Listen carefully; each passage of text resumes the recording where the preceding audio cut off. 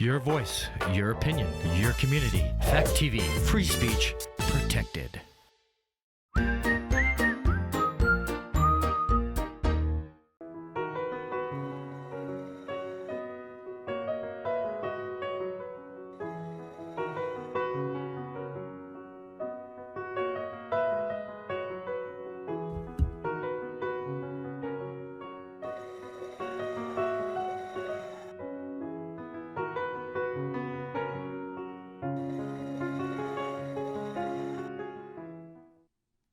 Hello, and welcome to The Art of Being Human. Now, the last time I was in here, we started talking about the defense mechanisms or the adjustment mechanisms. And I explained to you that they help us to handle anxiety, that they help us to deal with anxiety, protect us from anxiety, and all of that is true. But I want to look at it from a different point of view since we didn't quite finish last time.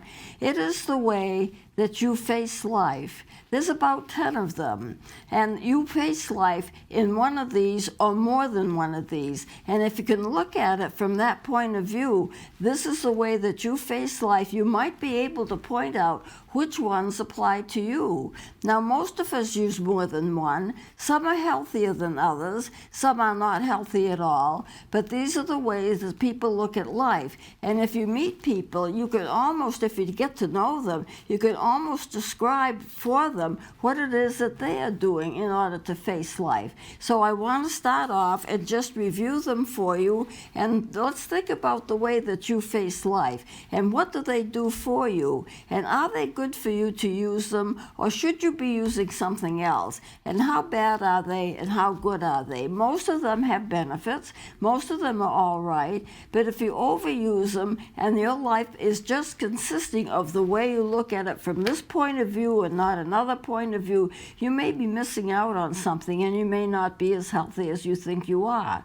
So the first one that I talked about last time was working harder. And a lot of people feel if they haven't met a goal, if they're not doing something that they want to do, all they have to do is work harder and it'll occur for them. And so it doesn't matter if I want to earn more money, so therefore I'll work harder. I want to do more work in a certain area. I want to be a doctor, or I want to be a nurse. I'll just work harder. And sometimes it does work, and sometimes it doesn't work. So you have to be careful of that. It may or may not work. The second one we discussed was compensation. If you can't do one thing well, then you can do another thing well. This is generally pretty healthy, but you have to consider the fact that if you do have to make a change because you're not doing well in one area, you've got to be careful as to how you choose another area. So I'll never be a violinist. Maybe what I'll do is be a swimmer. I had one little girl that I used to see, and she had some cognitive problems. But the one thing she could do better than anything else was to swim. And I really encouraged that because this gave her self-concept. Remember, the self-concept is not just how you feel about yourself, but how you feel other people feel about you. And so when she got down on herself, she couldn't do this or she couldn't do that, I used to remind her, but boy, you could swim like a fish. And she brightened right up. I can swim better than any person in my family. And it was true. But since she had cognitive problems, it was wise to remind her of that. That helped to give her self-concept. So compensation is, if you can't do what you want to do something else. And if you do it well, then that's your answer. You can't be good at everything, but you can be good in some things. And sometimes if you work hard at it, you can combine these two defense mechanisms together. I work hard to do well. I work harder to do even better. What does a child want you to say? What does a child want you to think? They want you to congratulate them because they've done so well. And it's very important. It's important for their self-concept, but it's important for them to remember that they are doing well because they're trying hard. And yet at the same time, they have a gift for doing something. They can swim well. they could talk well, they can play well, and that's very important. It all kind of builds up our personality. That would be compensation.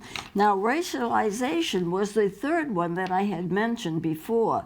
To rationalize means that you have a reasonable reason for not being able to do what you want to do. In other words, I'm never going to be that violinist. Why? Well, it's not because I don't have skill. It's because I'm better at something else. Or there's reason. If you're listening to a person talk about it, it looks like an excuse. But it's not really an excuse to them. What it is a reason for being. I can't do this, and this is the reason why. I can't get an A on my test, and this is the reason why. Well, the reason why is that maybe I didn't study, or the reason why is maybe I just don't know the information that I need to know. Maybe I can't learn it. Maybe it's too hard to learn it. I had parents come to me and say, my child can take any course they want to take. And this is a public high school. You have to teach them any course that they want to take. The problem is they may not be able to do the work, or if they do the work, it may not be satisfactory. So somehow they have to have a reason why they couldn't do it, or they have to have a reason why they did do it. To rationalize just means that to them there's a reason for everything, and they can pick those reasons out from the air. This is the reason this happened. This is the reason that happened. Now, sometimes it's accurate, and sometimes it's true. But on the other hand, you have to consider that sometimes it's not. Now, we went from that to attention getting. Attention getting is getting attention in any way you want to get it. You might say, dye your hair purple. You might wear skirts that are mini skirts up to your waist practically. You may just decide that you're going to wear the most brilliant colors that you can that don't match anything else that you're wearing. It may be that you're just making stuff up. And that's all right if that's what satisfies you, but it may not fit into society very well. So you have to consider, what are you getting attention getting first? Some children want to get attention because they're growing up, and there's a new baby sister or a new baby brother that's come along, and that baby brother or baby sister is getting more attention than they are, and so therefore they decide that they're going to take matters in their own hands, and they start being destructive, or they start breaking things, or they start doing things that are inappropriate to get attention to themselves. Now, this kind of attention getting is not good. It's not helpful. It doesn't help them to grow up. But a lot of adults do the same thing. Okay, so I want more attention. What am I going to do? Well, I'm going to do something that's going to gather that attention. Maybe I'm going to go into a store and I'm going to steal something, and I let myself be caught. Because as far as a child is concerned, negative attention is better than no attention at all. And it's also the same is true of some adults.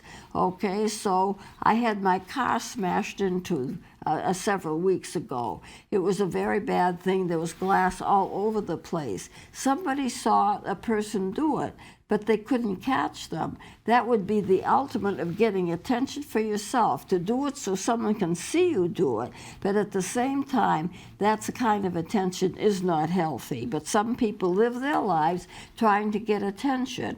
I bake the best cookies. I do the best work. I do this, that, and the other just to draw attention to themselves. I can even pretend I'm sick.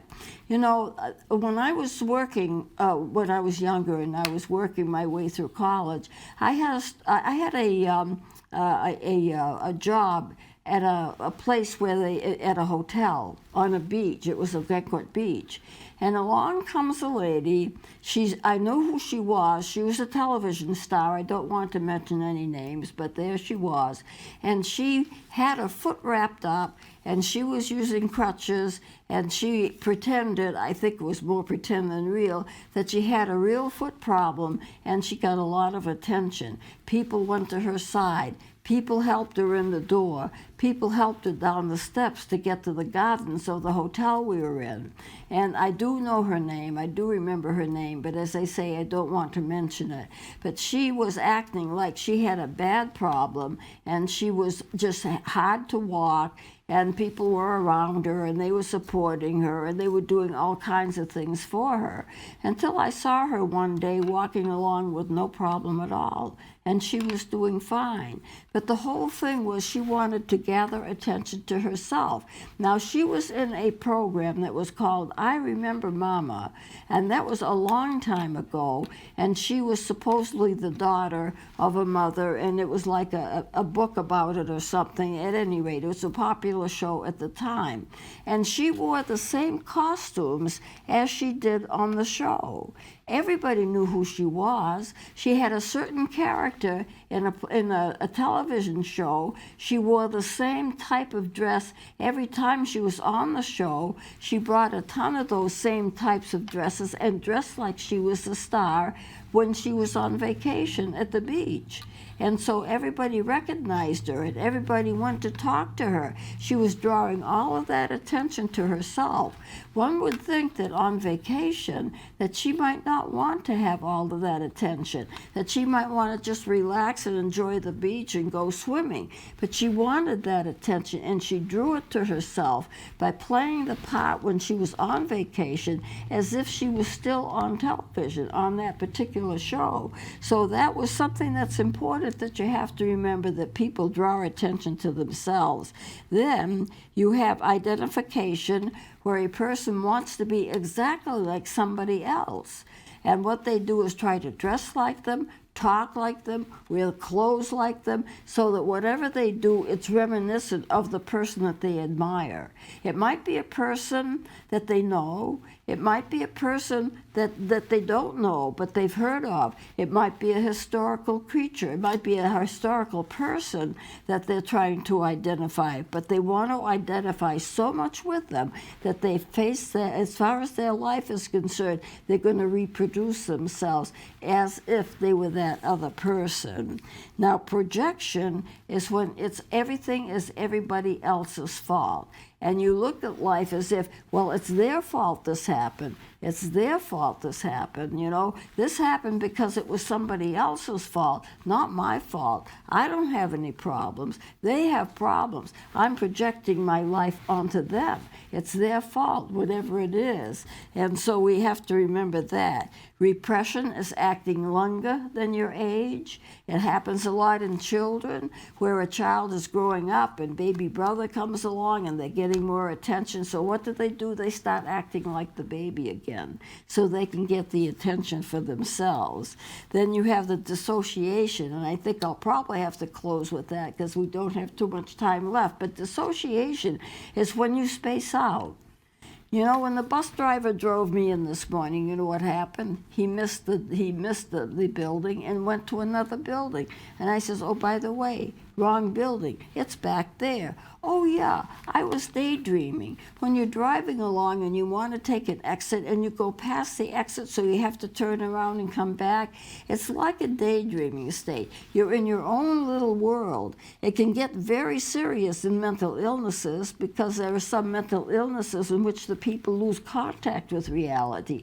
You are doing it for seconds or for minutes as you think about something else. And as you think about something else, you miss what it is that you want to do. That's dissociation. Everybody does it to a certain degree, but some people do it a lot more than others. Some people are living their life basically in a daydream state. That is absolutely not healthy. So these are most of them. Withdrawal, I'm going to close with withdrawal. Withdrawal is when we just back off and don't have any associations with anybody. We're going to withdraw. We're not going to any parties. We're going to live by ourselves. We're not going to have any interaction with other people. That's withdrawal. And withdrawal can get very serious in a mental illness. Any of these taken too far can cause you some mental stress and mental illness, especially withdrawal and especially dissociation. Most of us don't take anything that far. We are relatively healthy people. But you have to think that there comes a time when maybe we're not that healthy if we overuse them, if we use them all the time, if it cuts our contact with reality so we're no longer living in a real state, but living just in terms of our imagination or our minds or in some other kind of mode, then that's not healthy at all.